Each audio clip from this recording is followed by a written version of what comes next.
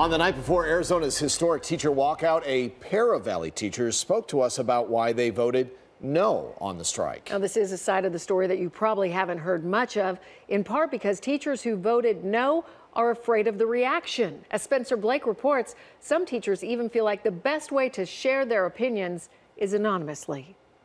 I'm just nervous because, I'm going to do something that not everybody agrees with. And that's the voice of a high school teacher in the West Valley who's been teaching for 12 years. Lately, she's been staying in her room more, kind of keeping to herself between classes.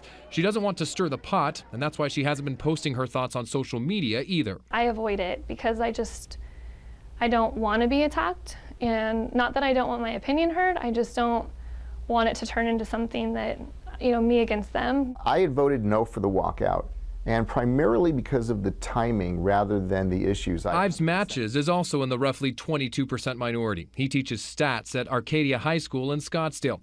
He decided to let us identify him for this story, though he briefly considered anonymity.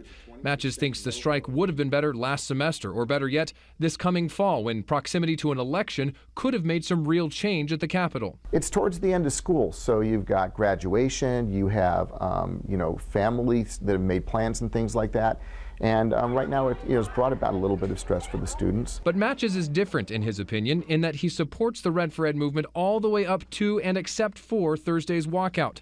Our anonymous teacher thinks the whole Red for Ed process has been flawed. We are public employees. We signed a contract. I have a legal obligation to uphold my contract. On Thursday, Matches will be getting his students ready for next month's AP test by holding class off campus. I was very proactive with my students as it became apparent that we might have a walkout, and letting them know that I had a contingency plan. These two teachers have different ideas on education reform, but both agree, in their words, now's not the time for a strike.